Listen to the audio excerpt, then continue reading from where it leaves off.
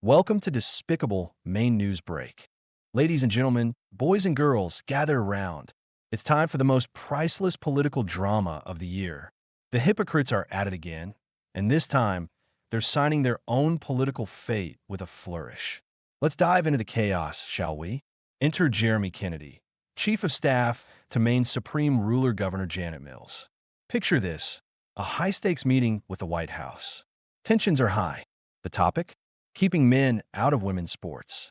And then, boom, Jeremy drops the mic, or rather, the F-bomb, and storms out like a reality TV star who just got voted off the island. According to reports, Jeremy Kennedy told a White House official, "F you, you asshole," before making his grand exit. Classic. But wait, it gets better. Of course, the hypocrite Mills administration denies it. Jeremy did not say those words.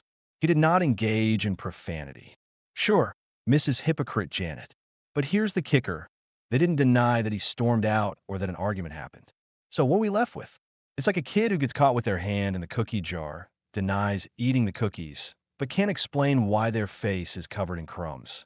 A tantrum so epic, even the National Governors Association had to step in and say, yeah, no crumbs here, folks. Or better yet, it's like a magician who insists they didn't saw the lady in half, but also refuses to explain why there's a person in two separate boxes.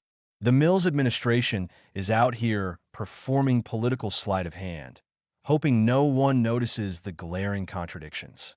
Spoiler alert, we noticed. And then there's Representative Billy Bob Falkingham, who's basically saying this isn't Jeremy's first rodeo. Apparently, Kennedy has a history of unprofessional behavior. Who could have guessed?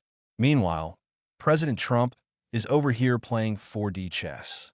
He's like, Despicable Maine, you better comply, or no federal funding for you. And Governor Mills? She's doubling down, threatening to sue the federal government. Because nothing says fiscal responsibility like spending taxpayer money on a lawsuit to keep men and women's sports. How ridiculous is this? Seriously. It's like a restaurant owner who refuses to follow health codes, gets fined, and then spends all their money suing the health inspector instead of just cleaning the kitchen. Meanwhile, the customers are starving, the bills are piling up, and the only thing getting served is a heaping plate of nonsense. Or better yet, it's like a kid who gets caught cheating on a test, refuses to admit it, and then demands a meeting with the principal to argue that cheating should be allowed. All while their grades are plummeting and their classmates are laughing at the sheer audacity. That's Governor Mills right now, doubling down on a losing hand while the whole country watches in disbelief. Ridiculous doesn't even begin to cover it. It's like watching someone set their own house on fire and then try to blame the fire department for the water damage. Unbelievable. And then Mills goes full conspiracy theorist, suggesting Trump's next move will be to target people based on race or religion. Ma'am, this is about sports.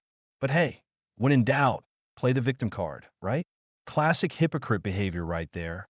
It's like someone accusing the referee of rigging the game because they got called for a foul, while they're standing there, holding the ball, and the scoreboard shows they're losing by 50 points. Instead of addressing the actual issue, they're spinning wild theories to distract from the fact that they're completely out of bounds. Or better yet, it's like a chef who burns the dinner, and instead of admitting it, they start yelling that the oven is racist. Meanwhile, the guests are sitting at the table, starving, and wondering why the chef won't just order a pizza. That's Mills right now, serving up a piping hot plate of whataboutism while the rest of us are just trying to enjoy the game. Classic hypocrite behavior, folks. When you can't win on the facts, just throw the whole deck of cards in the air and hope no one notices you're holding a joker. Speaking of playing cards, let's talk about Supreme Ruler Janet Mills' approval ratings. Spoiler alert, they're tanking faster than a lead balloon. Her disapproval rating is now higher than her approval rating. How cool is that? Ouch for the hypocrites. And what's the main complaint? Spending. Totally shocking, right? And just when you thought it couldn't get any more ridiculous, the main hypocrites send out a fundraising text, begging for donations to fight for men and women's sports. Because nothing says winning strategy like alienating 79% of Americans who disagree with you.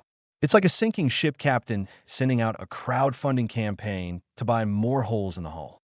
Help us keep this ship sinking. Donate now. Meanwhile, the passengers are all standing on the deck, life jackets on, yelling, maybe stop drilling holes? But no, the captain's doubling down because apparently the Titanic wasn't a cautionary tale. It was a goal.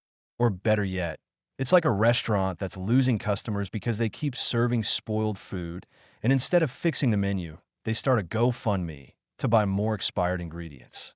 Support our mission to keep the food terrible. Meanwhile, the patrons are walking out the door, shaking their heads, and heading to the place across the street that actually knows how to cook. Classic Maine hypocrite logic.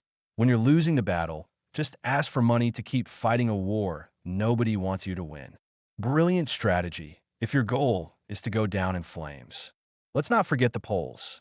79% of Americans, including 67% of hypocrites, say men shouldn't compete in women's sports. But hey, why listen to the people when you can virtue signal your way into political oblivion? It's like a musician who's booed off stage but keeps playing louder, thinking, if I just turn up the volume, they'll love me. Meanwhile, the audience is throwing tomatoes and heading for the exits. But no, the show must go on, even if it's a one-man performance in an empty theater. Or better yet, it's like a chef who serves a dish that 79% of the customers spit out, but instead of changing the recipe, they double down and start handing out flyers that say, "You just don't understand my culinary vision." Meanwhile, the restaurant's Yelp reviews are tanking, and the only people left eating are the ones who are too polite to say anything. Classic virtue signaling logic. When the crowd's walking away, just shout louder and hope they mistake your stubbornness for leadership. Spoiler alert, they won't. So what's next? A costly legal battle that despicable Maine can't afford? A continued feud with the White House? More fundraising texts that make you go, wait, what? Are you serious? One thing's for sure, this train wreck is must-see TV. It's like a reality show contestant who keeps setting their own kitchen on fire but refuses to leave the competition. I'm not going home. I'll just sue the judges. Meanwhile, the audience is glued to their screens, popcorn in hand, yelling, how is this even real? But hey, at this point, we're all just here for the chaos. Or better yet, it's like a gambler who's already lost their house, their car, and their dignity, but keeps doubling down at the roulette table, screaming, I'm due for a win. The dealer's trying to gently suggest they stop. The other players are backing away slowly, and the security guards are already on standby. But no, they're all in, because apparently rock bottom is just a suggestion. Despicable Maine is the gift that keeps on giving. Whether it's lawsuits, feuds, or fundraising texts that make you question reality, one thing's clear. This train wreck is the political equivalent of a car crash in slow motion. You can't look away, even if you want to. Thanks for watching this episode of Hypocrites Digging Their Own Graves. Don't forget to like, share, and subscribe for more hilarious hypocritical political content.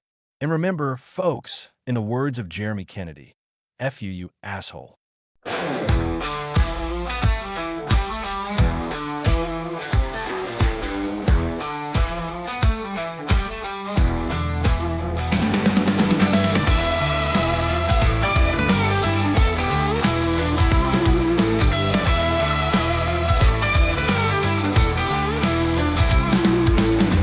Through the door like a wrecking ball, Jeremy Kennedy ready to brawl. White House walls shaking, tensions are high. Then he drops the bomb and waves goodbye. Oh, Jenny Mills playing the game, covering tracks, but we know their name. Despicable Maine, it's all the same. Hypocrites drown in their own shame. F you asshole. No excuses, no control.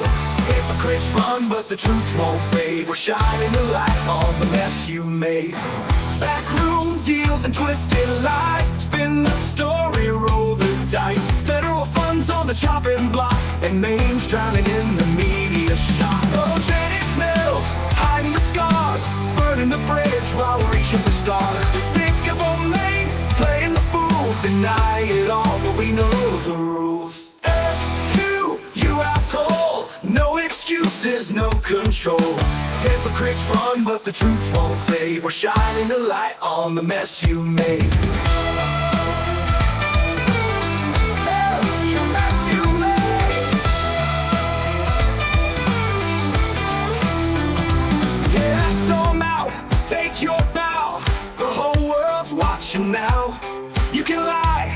You can spin, but you ain't gonna win. Oh, Janet Mills, hiding the scars, burning the bridge while reaching for stars. Despicable me, playing the fool, deny it all, but we know the rules. You asshole, no excuses, no control. Hypocrites run, but the truth won't fade. We're shining a light on the mess you made. So take your tantrums, take your fall. Jeremy, Janet, we see it all. Despicable Maine, the curtain's drawn. Your final act, the crowd moves on.